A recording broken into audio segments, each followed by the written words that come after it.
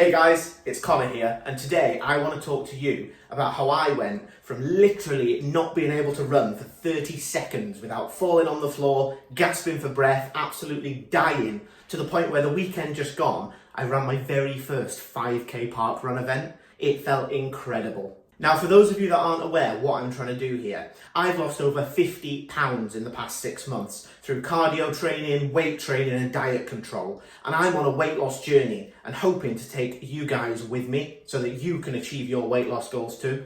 So for me, running has become a major part of my cardio training in my weight loss journey. For those of you that have seen my other videos, you might know that I literally couldn't run for 30 seconds without falling on the floor, dying out of breath. And I got to the point where just a few weeks ago, I ran my very first half marathon. But the point of this video is to discuss the entry-level 5k, the beginner race. And this is what I did as part of my very first park run on the weekend just gone. You might have tried running before. You might have got to the end of the street, your shins have started hurting, you're out of breath, and it just isn't a fun time or a fun place to be. So whether you were like me, a full-blown couch potato, or whether you've already started to dabble in some shorter distance runs, I'm going to give you some tips and tricks here in this video today that'll let you take running into your cardio routine and help build you towards running your very first 5k. So tip number one, start slow. You may have to modulate between a bit of walking and a bit of running. If you know that you can only run for 30 seconds, run for 30 seconds. Once you're tired and you can't go any further, slow it down to a walk. Walk for a minute or two, see how you feel, then pick it up for another 30 seconds. So if you modulate between running and walking in the fashion that you've just seen, you would genuinely be surprised on the distances that you're already able to cover. I wouldn't be surprised if most people watching this are already able to travel 5 kilometers on their feet all at once without stopping. It's just a case of whether you have to walk 3 of those kilometers and run 2 of those kilometers. Depends on your level of fitness. But what I guarantee you will notice is that the longer you spend training in this fashion, the less frequently you're going to have to stop running and start walking. So you build this up over time, and eventually you'll get to a point where it's not a problem to jog 5k. Once you can jog 5k, remember we're not timing you here, you're then in a position where you can start to use the same technique between jogging and running. So go at a nice leisurely jogging pace for a kilometre, then start to speed up, maybe for 500 metres, then slow yourself back down for another kilometre, and just reduce the amount of time that you have to spend jogging as your training plan continues. And before you know it, you'll be running the entire 5k without stopping. And as a side note here, do not be too harsh on yourself if you have to walk a little bit more than you're running when you're starting out. This is completely normal and it'll enable your fitness to improve whilst your joints toughen up, your tendons toughen up, and you get to a position where running doesn't seem that big of a deal. The secret is, you would be amazed at the portion of the population within the US and the UK that have never, couldn't and will never run a 5k. It is a staggering amount of people, so kudos to you because you're actually interested in doing it and you're going to try this training plan. So tip number 2, embrace nature, enjoy the run.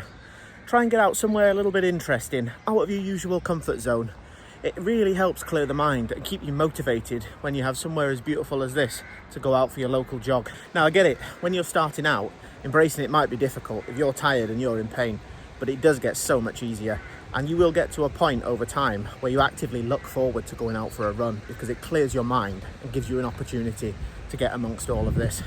And as a side note to that, try and make it a regular thing. If you can get out at 7 a.m. every morning, clear your head before the workday starts and get amongst nature, it makes the whole experience so much less painful. Guys, you need to be aiming to be getting out running 3 or 4 times a week at minimum. Possibly more if you're following a weight loss plan and running is part of your cardio. It can get repetitive. You're there every day, putting in the hours, putting in the miles. So it's important that you vary up the route to keep your brain engaged and keep yourself motivated. You don't want to be doing the same old every single day. Take one day, go and do a city run. Go out, look at some buildings, see the cars, see the hustle and bustle. The next day, get out, clear your mind, go into the country if you live nearby, maybe around the lake, down to the coast, look at some natural beauty. I promise you it'll help keep you motivated and keep your brain engaged. Not only that, but as well as building your cardio fitness, it's an incredible stress buster if you're going before the working day or taking an hour out at lunch to go and get your cardio in. So guys, tip number 3,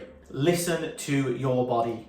When you're training for your very first 5k, the very last thing you need is to get bowled down by getting an injury. There are loads of different injuries that you can get whilst running, some serious and some not so serious, but potentially problematic to your training plan. Some of the real common ones, which are experienced by runners, new and experienced alike, are things like shin splints, which can be felt as pain along the shin bone. Another real common one is iliotibial band syndrome, which is pain felt along the thigh. You can also have issues with your Achilles tendon, which might present as sore, achy feet arches in the morning. Or you could have just knee pain, generalised wear and tear. So a lot of these injuries that I've just mentioned are relatively minor, but if you ignore them and continue to run on a body part which is screaming uncle, you're just going to compound the issue, and before you know it, rather than having to take 2 or 3 days off, elevate your legs and apply some ice, you're off running for a month. It is scientifically proven that after as little as 2 weeks off a cardiovascular fitness plan,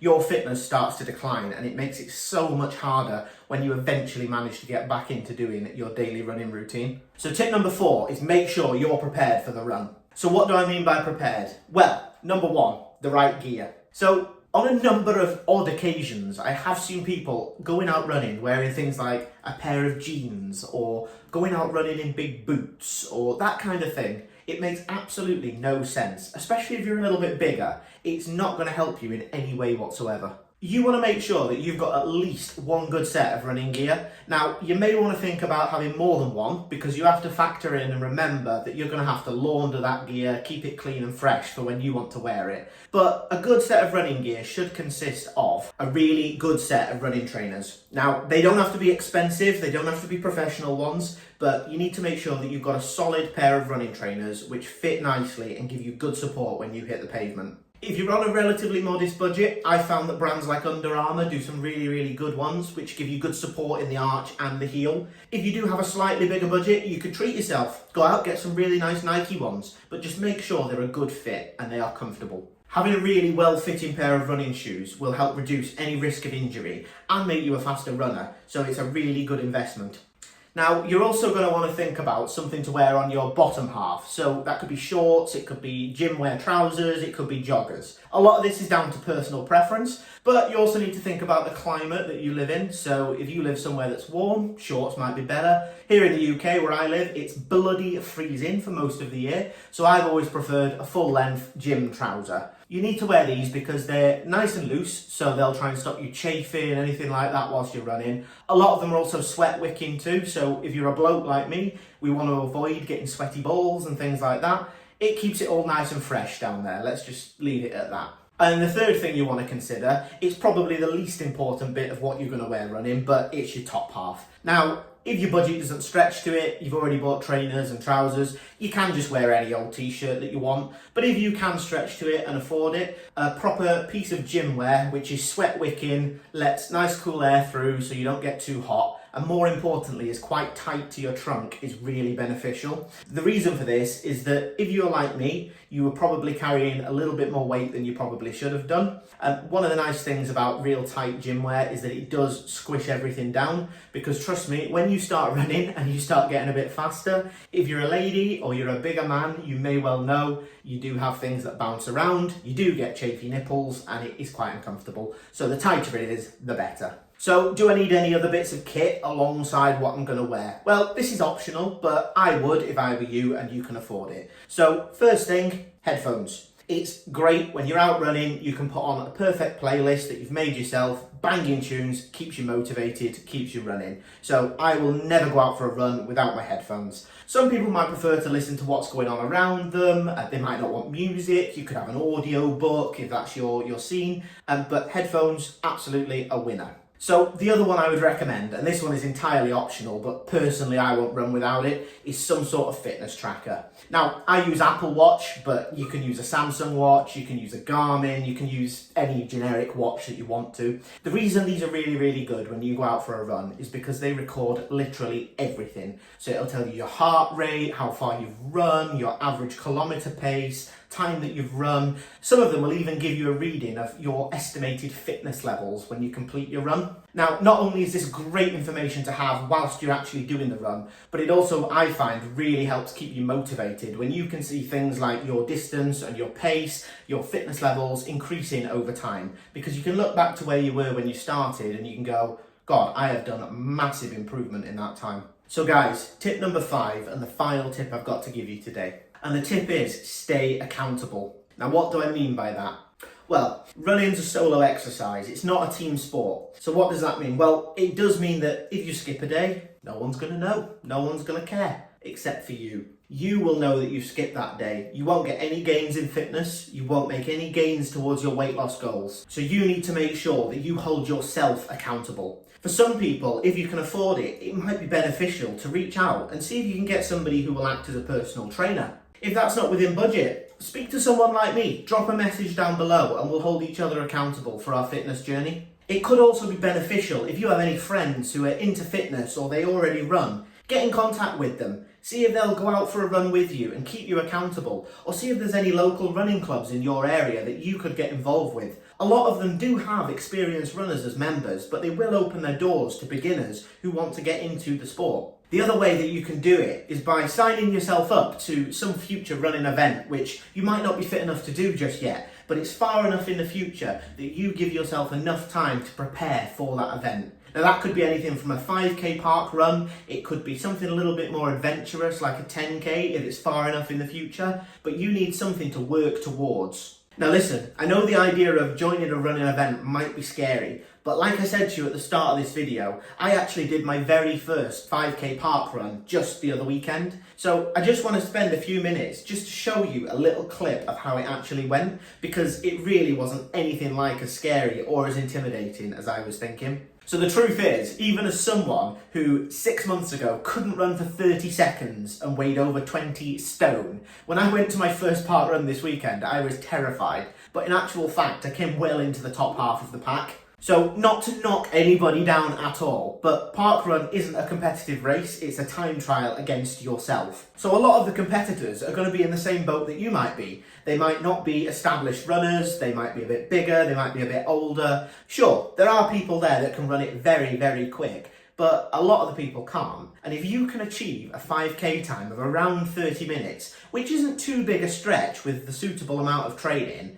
you will finish in the top half of a park run. And it feels incredible. So with that said, I want to show you a couple of clips of when I went on my one on the weekend just gone, so that you can see what it's actually like. Morning guys, so today's the day. I'm sat here in my freezing car at like 7:30 in the morning, because I've got up especially because today I'm going to be running my very first event.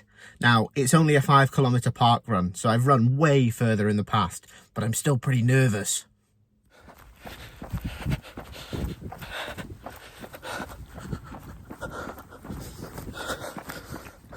Well guys, did it. First ever park run, 5k, with a personal best time of 28 minutes 49 seconds.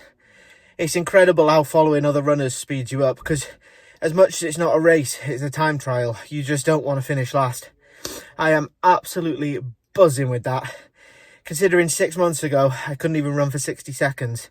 I think my time has probably placed me in the top half of the pack easily. And I can't tell you how happy I am with that. Now it's time to go and have a well-earned coffee and put my feet up for a few hours before the gym.